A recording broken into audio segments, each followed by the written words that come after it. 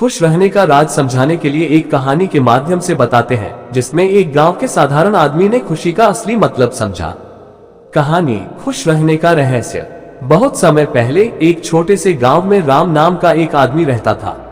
राम मेहनती किसान था, लेकिन वह हमेशा चिंतित और असंतुष्ट रहता था। वह सोचता था कि शायद पैसा, बड़ा घर या ज्यादा जमीन होने से उसे खुशी मिलेगी।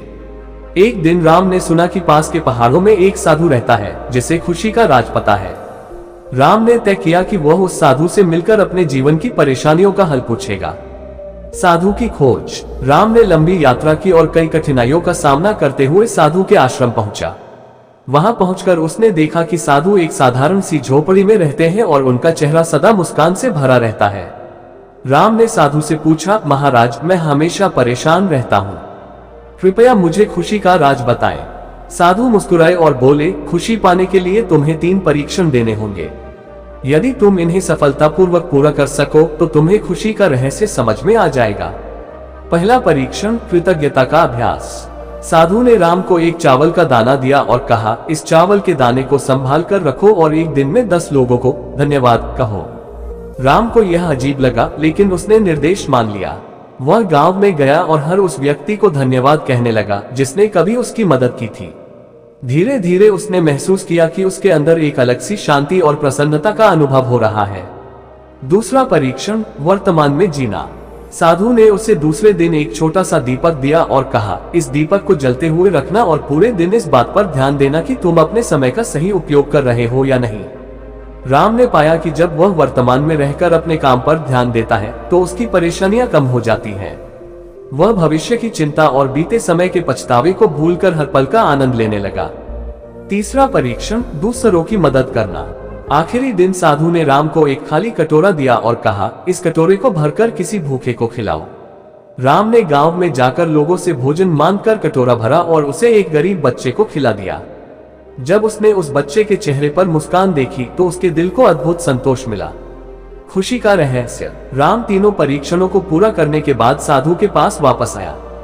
उसने कहा, महाराज, अब मैं समझ गया हूँ। खुशी का राज कृतज्ञता, वर्तमान में जीना और दूसरों की मदद करना है। साधु मुस्कुराए और बोले, तुमने सही पहचाना। खुशी बाहर की चीजों में नहीं, बल्कि तुम्हारे अपने नजरिए और कर्मों में है। जब तुम दूसरों के लिए कुछ अच्छा करते हो, अपने समय को सही तरीके से जीते हो और हर छोटी चीज के लिए आभार मानते हो, तो खुशी अपने आप तुम्हारे जीवन में आ जाती है। राम का बदलाव। राम अपने गांव लौट आया और उसने इन 3 आदतों को अपने जीवन में अपनाया। धीरे धीरे वह न केवल खुद खुश रहने लगा, बल्कि उसके आसपास के लोग भी उसकी ऊर्जा और सकारात्मकता से प्रेरित होने लगे। सीख। खुशी कोई गंतव्य नहीं है, बल्कि एक यात्रा है। ये हमारी सोच, हमारे कार्य और हमारे दृष्टिकोण में छिपी होती है। 1. कृतज्ञता, हर छोटी चीज के लिए धन्यवाद कहना। 2. वर्तमान में जीना, बीते समय की चिंता और भविष्य की कल्पना छोड़कर आज का आनंद लेना। 3. दूसरों की मदद, छोटे छोटे काम करके दूसरों के चेहरे पर मुस्कान लाना। इस कहानी के माध्यम से हमें ये समझना चाहिए कि असली खुशी हमारे भीतर ही है। खुश रहने का राज। कथा बुद्धा। प्राचीन भारत की भूमि पर गौतम बुद्ध ने मानव जीवन के दुखों को समझने और उन्हें दूर करने का मार्ग दिखाया। उनकी शिक्षाएं केवल ज्ञान नहीं थी, बल्कि जीवन को सरल और खुशहाल बनाने की अद्भुत कुंजी भी थी। आइए बुद्ध की एक प्रेरणादायक कथा के माध्यम से समझें कि खुश रहने का राज क्या है।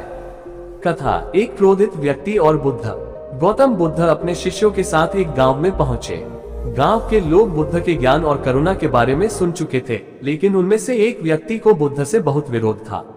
वह व्यक्ति बुद्ध से चिढ़ा हुआ था और उन्हें नीचा दिखाने का हर संभव प्रयास करता। जब बुद्ध गांव में पहुंचे तो वह व्यक्ति उनके पास आया और अपमानजनक बातें कहने लगा। उसने बुद्ध को तरह तरह की बातें सुनाई और उनसे क्रोधित होकर पूछा, तुम कौन होते हो हमें सिखाने वाले? तुम दूसरों को जीवन का उपदेश क्यों देते हो? बुद्ध शांत खड़े रहे। उन्होंने उसकी बातों का कोई उत्तर नहीं दिया। उनकी यह चुप्पी उस व्यक्ति को और क्रोधित कर गई।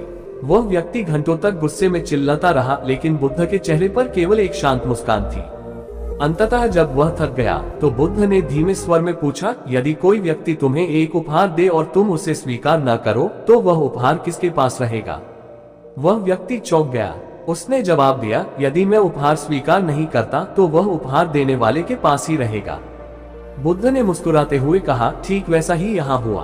तुमने गुस्सा और अपमान का जो उपहार मुझे दिया, मैंने उसे स्वीकार नहीं किया, इसलिए वह तुम्हारे पास ही है।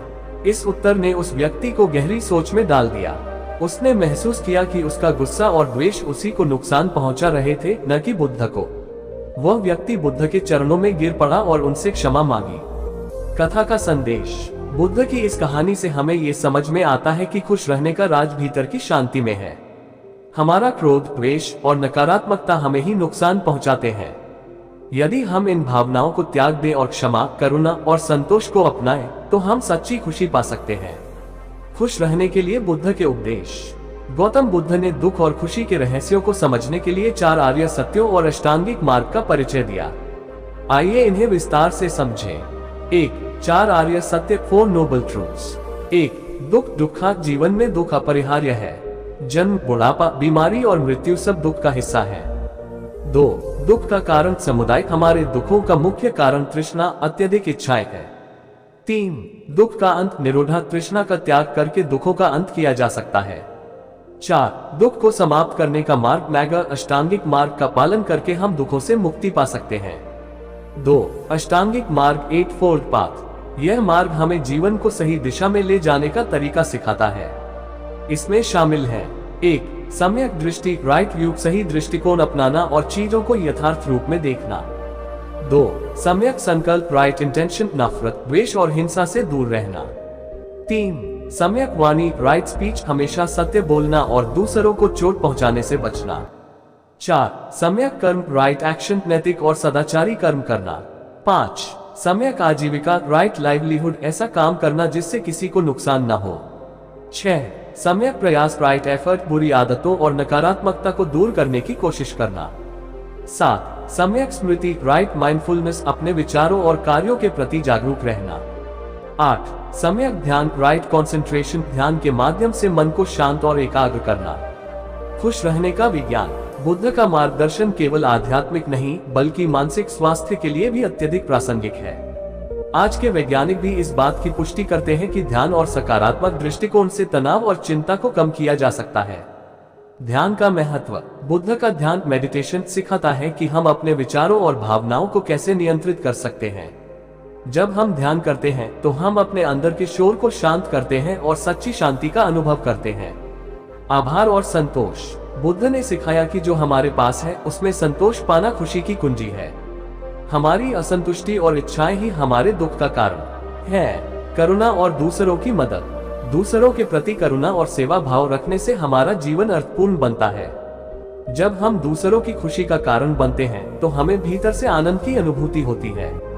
खुशहाल जीवन के लिए बुद्ध की शिक्षाएं। आज के युग में, आज की भागदौड़ भरी जिंदगी में हम अक्सर बाहरी चीजों में खुशी खोजते हैं, लेकिन बुद्ध का संदेश हमें सिखाता है कि खुशी बाहरी चीजों में नहीं बल्कि हमारे भीतर है। आधुनिक जीवन में इन शिक्षाओं को कैसे अपनाएं? 1. प्रतिदिन ध्यान करें, यह आपके मन को शांत करेगा और आपके विचारों को व्यवस्थित करेगा। 2. संतुलित जीवन जिएं, काम, परिवार और आत्मिक विकास के बीच संतुलन बनाएं। 3. आभार व्यक्त करें, हर दिन उन चीजों के लिए धन्यवाद दें जो आपके पास है। 4. नकारात्मकता से बचें, गुस्से, ईर्ष्या और द्वेष को त्यागें। 5. सहयोग और करुणा अपनाएं, दूसरों की मदद करने से आपको सच्चा सुख मिलेगा। निष्कर्ष। गौतम बुद्ध की शिक्षाएं सिखाती हैं कि खुश रहने का राज बाहरी भौतिक चीजों में नहीं बल्कि आत्मिक शांति और संतोष में है। जब हम अपनी इच्छाओं को नियंत्रित करना सीखते हैं और दूसरों के प्रति करुणा रखते हैं तो हम सच्ची खुशी पा सकते हैं। बुद्ध की यह कथा और उनकी शिक्षाएं हमें प्रेरित करती हैं कि जीवन को सरल, शांत और खुशहाल कैसे बनाया जा सकता है। तो खुश रहने का राज है सादगी, संतोष और करुणा को अपनाना। कथा। बुद्ध और दुखी स्त्री। गौतम बुद्ध के समय की बात है। एक दिन एक महिला जिसका नाम किसा गौतमी था उनके पास पहुंची। वह गहरे दुख में थी। उसकी गोद में उसका नन्हा बेटा था जो कुछ समय पहले ही मर चुका था। उसका मन अपनी संतान के जाने के शोक में बुरी तरह टूट चुका था। किसा गौतमी ने रोते हुए बुद्ध से कहा, भगवान कृपया मेरे बेटे को फिर से जीवित कर दें। आप तो सर्वशक्तिमान हैं, आप जो चाहे कर सकते हैं। मैं अपना सब कुछ त्यागने को तैयार हूँ, बस मेरे बेटे को बचा लीजिए। बुद्ध ने उसे शांत भाव से देखा और कहा, ठीक है, मैं तुम्हारे बेटे को जीवित कर दूंगा। लेकिन इसके लिए तुम्हें एक काम करना होगा। जाओ और किसी ऐसे घर से सरसों का एक दाना ले आओ जहाँ कभी किसी की मृत्यु न हुई हो। किस्सा गौतमी को ये सुनकर थोड़ी राहत मिली। उसे लगा कि बुद्ध उसके बेटे को वापस जीवन देंगे। वह तुरंत सरसों का दाना खोजने निकल पड़ी। गांव गांव की यात्रा। वह एक घर में पहुंची और दरवाजा खटखटाया। घर के लोगों ने उसका स्वागत किया। उसने पूछा, क्या मैं आपसे सरसों का एक दाना ले सकती हूँ? लेकिन शर्त यह है कि इस घर में कभी किसी की मृत्यु नहीं हुई हो। घर के लोगों ने दुखी होकर कहा, यह कैसे संभव है? हमारे परिवार में भी किसी न किसी की मृत्यु हुई है। हमारे माता पिता, भाई बहन या कोई और चला गया है। किस्सा गौतमी निराश होकर दूसरे घर गई, फिर तीसरे घर, और इस तरह पूरे गांव का चक्कर लगा लिया। हर जगह उसे यही जवाब मिला, हर घर में किसी न किसी ने अपनों को खोया है। सच्चाई का एहसास। दिन भर भटकने के बाद जब वह शाम को थकी हारी बुद्ध के पास लौटी तो उसके हाथ में सरसों का दाना नहीं था। उसकी आंखों में आंसू थे, लेकिन अब वह आंसू शोक के नहीं, ज्ञान के थे। किस्सा गौतमी ने बुद्ध से कहा, भगवान, अब मुझे समझ में आ गया है। मृत्यु जीवन का एक अटल सत्य है। ये हर किसी के जीवन का हिस्सा है। मैं अपने दुख में इतनी डूबी हुई थी कि मैंने ये समझना ही बंद कर दिया था कि सभी को ये दर्द सहना पड़ता है। बुद्ध ने मुस्कुराते हुए कहा, सही कहा। दुख और मृत्यु से कोई बच नहीं सकता, लेकिन जब हम इसे समझते हैं और इसे स्वीकार करते हैं, तभी हम अपने दुख से ऊपर उठ सकते हैं। जीवन की यह सच्चाई ही हमें संतुलन और शांति की ओर ले जाती है। कथा का संदेश। ये कहानी हमें सिखाती है कि जीवन में दुख और मृत्यु अपरिहार्य है। हर किसी को अपने प्रियजनों को खोने का दर्द सहना पड़ता है, लेकिन बुद्ध का संदेश है कि इन दुखों को स्वीकार करके ही हम सच्ची शांति पा सकते हैं। जब तक हम जीवन के सत्य को समझ नहीं पाते, तब तक हम दुख में डूबे रहते हैं। लेकिन सत्य को स्वीकार कर लेने से हमारे भीतर का भार हल्का हो जाता है। बुद्ध का ज्ञान। बुद्ध ने किस्सा गौतमी को यह सिखाया कि दुख से बचने का एकमात्र तरीका है अपने मन में करुणा और स्वीकार्यता को स्थान देना। ये सत्य हमें जीवन के हर पल को सहजता और धैर्य से जीने की प्रेरणा देता है। प्रेरणा। इस कथा से हम ये सीख सकते हैं कि दुख मानव जीवन का स्वाभाविक हिस्सा है। इसे स्वीकार करने से हमारा मन शांत होता है और हम जीवन के नए आयामों को देख पाते हैं। अगर आपको ये कहानी और इसके संदेश पसंद आए तो इसे लाइक करें, शेयर करें और हमारे चैनल को सब्सक्राइब करना न भूलें।